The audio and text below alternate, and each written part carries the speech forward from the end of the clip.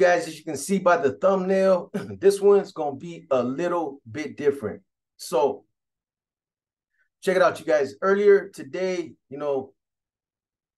I knocked out a couple of stories, including an inner demons that I wanted to get into. And, I was going through some of the comments and I noticed that some of you wanted me to weigh in on the Derek Chauvin, John Terzak situation that happened in federal prison. And, I thought about it earlier since this morning. I read those comments early this morning and it's been weighing on me all day. Initially I thought, what, I'm not going to touch it. I'm not going to put nothing out on it. There's enough content out there about it. This isn't a reaction video. I don't do those. However, when some of you guys, the viewers, ask me to weigh in on certain situations, I'll think about it. And if I think I can offer something that might be, of substance, not just trying to get some views, I don't do that. Other channels will run, a story on the same story, and they'll run 10 videos on it from every angle possible. I'm not into that. I'll put out a video on something that I feel is worthy of talking about. If I can weigh in on something that might be relevant, I will. And like I said, I've been thinking about it this morning, and I'm gonna give you guys a perspective, just something to think about. You guys can watch some of the other channels that have content out there about this. And, there's a lot of different scenarios that are being floated. There's a lot of different theories, a lot of speculation. And, I actually know quite a bit about John Terzak, stranger from Rockwood. I put a story out about him a while back. And, for those of you in the know, stranger is from Rockwood.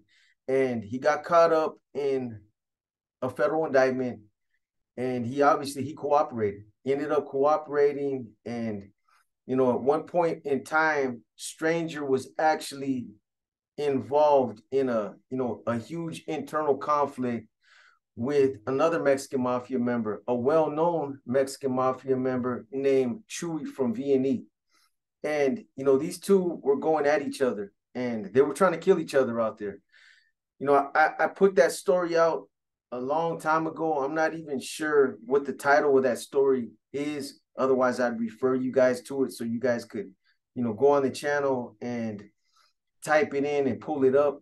But honestly, I don't even remember the name of it. Maybe if you put stranger John Terzak in, it'll come up. Anyways, like I said, there's a lot of different scenarios and theories that are being floated out there. And whenever there's issues that involve race, religious beliefs or things like that, I try to stay away from those. And if I do weigh in on them, I try to be very limited as far as what I say. They're topics that are very sensitive, especially, racial issues. When you talk about ethnic cleansing and, people that are getting targeted because of their ethnicity, I stay away from that. And this story right here is already, it's already taking on all the racial overtones that are out there. You hear the Black Lives Matter, and is this a tribute to the Black Lives Matter movement? And how could that be? Because this guy's a former Mexican mafia member, and these guys do not like Africanos, and it's been proven because there's been several Sureño neighborhoods or Sureño gangs from Southern California. Some of the bigger gangs, like you got Highland Park, you got Logan Heights, you got Florencia, you got the Avenues, you got Pomona 12th Street, 18th Street. I think I ran one on Highland Park, but you got Tunerville, Tortilla Flats, and the list goes on and on and on. A lot of these gangs have been involved in cases where, it looked like they were targeting Africanos simply because of the color of their skin. Maybe they were, maybe they weren't. I'm not going to weigh in on that. I'm not going to get into, that part of those cases. I'm not going to talk about that. What I will say is this. This is just to give you guys another perspective or something else to think about. You know, a lot of people are saying, why would John Terzak do something like this? Why would Stranger, you know, why would he pay tribute to the Black Lives Matter? Why would he do something in support of, you know, the Black community when he was part of an organization that hated Africanos with a passion? Not all Mexican Mafia members are like that. I know a lot of Mexican Mafia members. I ran across a lot of them throughout the years in prison. Yeah, there's a lot of Sureños that got caught up in those wars. A lot of it, I think, you know, they were gang wars that ended up turning racial. It wasn't really about getting rid of the Africanos. It wasn't about, you know, these guys didn't wake up hating Africanos. They were taught to hate them. And, you know, again, I'm not going to get too deep off into that. But what I will say is this. You guys got to keep in mind that Stranger John Terzak got caught up in, you know, a huge Mexican Mafia indictment. And he struck a deal. He struck a deal with, you know, the ADAs to, you know, obviously to help himself. He was looking at a shitload of time. He was looking at life in prison. He got caught up in several shootouts and he did a lot of dirt. And he was one of those, you know, high profile witnesses that they had a lot of shit on him. And he had to move mountains in order to get a deal with the prosecutors. And they still gave him 30 years. But, you know, think about this scenario right here. And, you know, I can understand this. It was something that I was thinking about earlier. You guys got to remember when you got individuals like John Terzak, Chuco from another high profile Mexican Mafia member that, you know, turned state evidence and testified in Mexican Mafia trials. You know, these guys, when you strike a deal with the government, whenever, you know, a lot of this brings me back to a lot of the stuff that I've been talking about in Inner Demons recently, as a matter of fact. But, you know, you guys got to take this into consideration. You got somebody that gets put in a bad situation, their life is hanging in the balance, and eventually they end up reaching, you know, these crossroads where they have to make decisions for themselves. They have to make life-changing decisions. Either they take it on the chin and they take that time, even though they're in bad standings with their organization, or they cooperate. How many times have you heard me talk about these things on my channel? You know, somebody like Stranger, somebody like Chuco, somebody like even boxer Rene Enriquez, high-profile Mexican Mafia members that, you know, have testified against the M. You got to understand, there's a lot of personal things that they're dealing with, their own internal inner demons that they're dealing with because of what they've done. They have to live with themselves every day, whether it's in federal prison, the WITSEG program, the federal WITSEG program, or, you know, if they're fortunate enough to get back out on the streets, they have to deal with these inner demons themselves. Now, I don't think, not even for 1 minute, that this was Stranger, you know, acting in some way to support Black Lives Matter, to support that movement. I don't buy it. You know, knowing a little bit about how Stranger, how he functioned and how he moved out there on the streets, he wasn't necessarily somebody that, you know, had a lot of favor towards the Africanos out there in Southern California. He was, you know, part of that crowd that, you know, didn't want to see certain Africanos in certain neighborhoods selling their dope or, you know, just out there in their neighborhoods. And I just don't buy it. What I think this is about, it's more about Stranger and you know, his inner demons.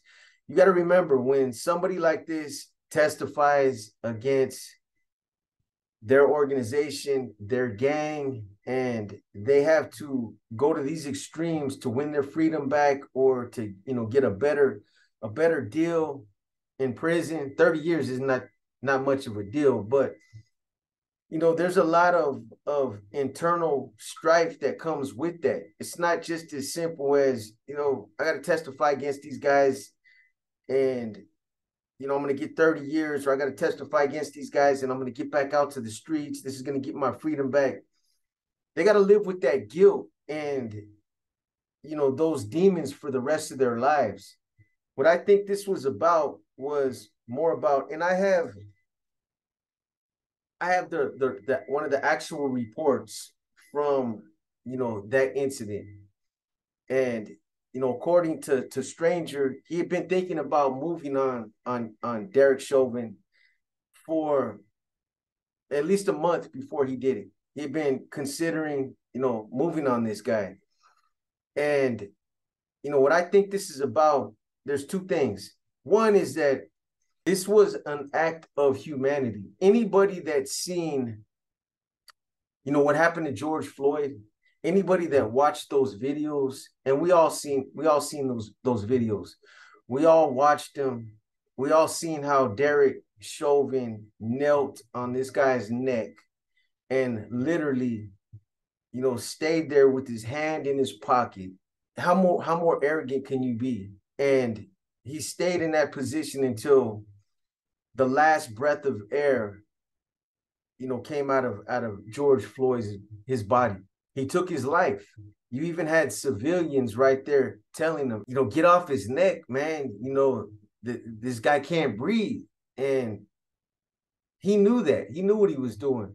But yet, he did it, and it was aired out on the news across, and yet he did it, and it was openly aired out across, all the major news outlets across the country. Everybody's seen him. It made headlines, the way that George Floyd died. So I think anybody that's seen those videos, that watched what happened to George Floyd, would have felt some type of way about, Derek Chauvin. Anybody that had any type of feeling of humanity would have felt some type of way about that dude. That would have pissed anybody off. I don't care how racial you are, what you think about the Africanos in your neighborhood, how you feel about them, existing out there, in your hood, or how you feel about them selling dope or whatever. I think part of it was an act of humanity. I think that Stranger was like, what? This is an opportunity for me to show people, everybody that, looks at me as a degenerate, everybody that looks at me as a piece of shit, everybody that looks at me the way that they do because I testified against my organization. This is an opportunity for me to show that I still stand on some of my morals and my values. Dudes that cooperate are constantly fighting an internal struggle within themselves to prove to other people that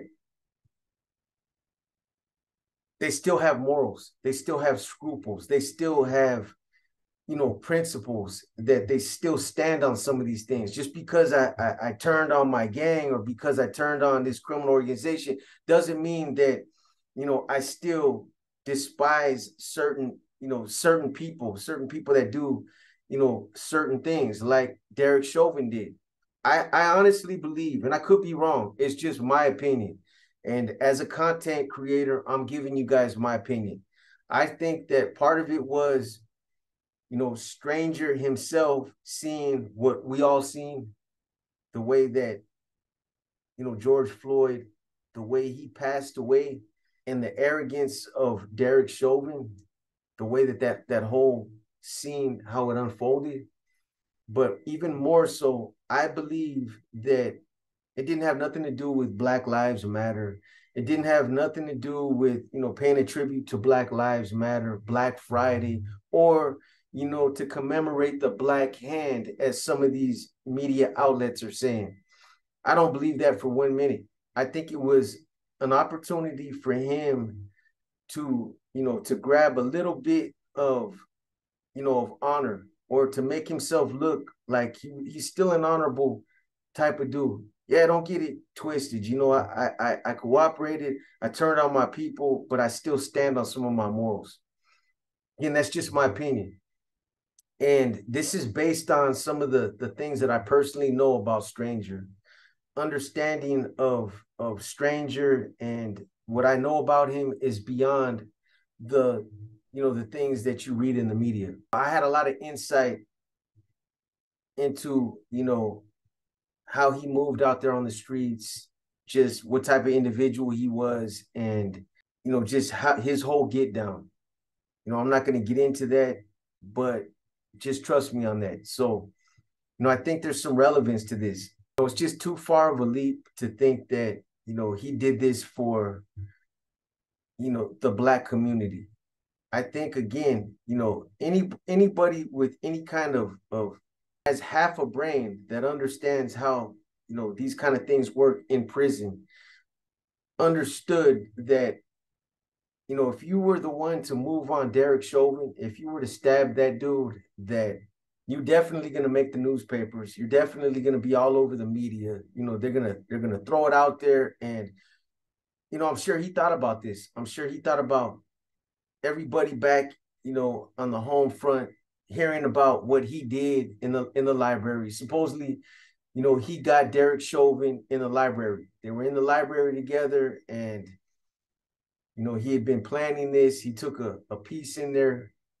I think from what I heard, the piece was he had it stashed in the library. However, it was placed there, I don't know. There's speculation about, him being assisted by other people that worked there or other inmates, but there was a weapon that was placed in the library, and Stranger got the weapon and he went in on Derek Chauvin. He hit him 22 times. And according to some of the officers that were working in the library that day, the day that it happened, they claimed that Stranger was trying to kill him and that he would have killed him had they not intervened. Look, he's doing 30 years.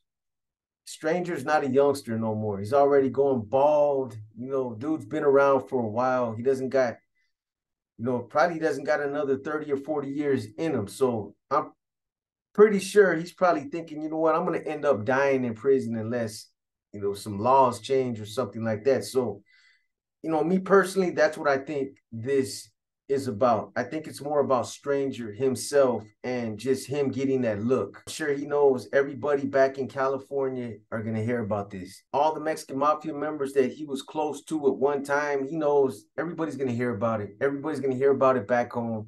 My neighborhood's going to hear about it. So I don't think it's really, it's really far-fetched to think that maybe he did this knowing that it was going to be, plastered all over the newspapers because he was trying to take back a little bit of honor. So me personally, and it's just my opinion, but I honestly believe that because of his history, because of what Stranger has done in the past, testifying, flipping, turning, again, that's just another perspective for you guys to think about. Derek Chauvin, anybody that watched those videos should feel some type of way about that dude. What he did was, it was an act against humanity. I don't know how else to say it, but to be as arrogant as he was, because anybody that has any kind of common sense will know that, if you got your knee on somebody's neck and you're putting, your full body weight, again, anybody with a half a brain or somebody with just a little bit of common sense knows that when you're putting the full weight of your body on somebody's neck like that, you're cutting off their air supply. You're cutting off, the blood to their brain. You're gonna you're probably gonna end up, taking their life. You can do that by just putting somebody in a headlock. You can't put your knee in somebody's neck for 5-10 minutes and think that they're gonna live through that. So again, in my opinion, anybody that's seen that video, I felt some type of way about it myself. I didn't know George Floyd. I didn't know Derek Chauvin, but watching those videos, it upset me in a way that I think anybody that appreciates humanity on some level would have been highly offended and would have felt some type of way against that dude. So, I don't advocate violence. I don't want to see anybody get hurt. I'm not gonna, promote that kind of thing on this channel. Karma comes back around, whether it's good karma or it's bad karma. It always catches you. It always catches you at some point. And when you inflict bad things like that on other people, it always comes full circle. And maybe this is what this is about right here. There's a lot of other individuals that had an opportunity to do what Stranger did. But Stranger is a little bit different. His story is a little bit different, and I think that played into this as well. Again, this is just my opinion. I wanted to give you guys another angle to think about this. There's a lot of content out there. There's a lot of theories, a lot of speculation, a lot of different things that are being floated. This is just something else to take into consideration when you're thinking about it. I'm sure there's people that are going to break it down up, down, left, right, backwards, frontwards, in Chinese and Scandinavian and every language they can think of. They're going to break it down 10 videos, 20 videos, and milk it for everything it is. And that's cool. Take my little one perspective and add that to the fray. Anyways, I hope you guys enjoyed this video. It was a quick one. I wanted to get something out to you guys, and again, this is just my personal opinion. I'm not going to speak on anything beyond that. So with that said, I'm going to go ahead and get this short video out to you guys with these other two. Hopefully, I'll get them out to you guys by tonight. I got to edit these videos. I've been trying to, edit these videos the last couple of days. If you guys have noticed the changes in the editing, it's because I'm learning how to edit videos. Sandman's still on the team. Sandman's going to stay on the team. I hope I was able to give you guys another perspective on this unfortunate situation that happened to George Floyd. As far as my feelings on Derek Chauvin, I have none. That video still upsets me to this day when I think about it. Those are images that you just can't erase from your mind. Once you see them, they'll always continue to be there. You can't unring that bell. You guys have a good night. Enjoy the rest of your night. Hopefully, I'll get this content out to you guys in the morning. This your boy B, and I'm out.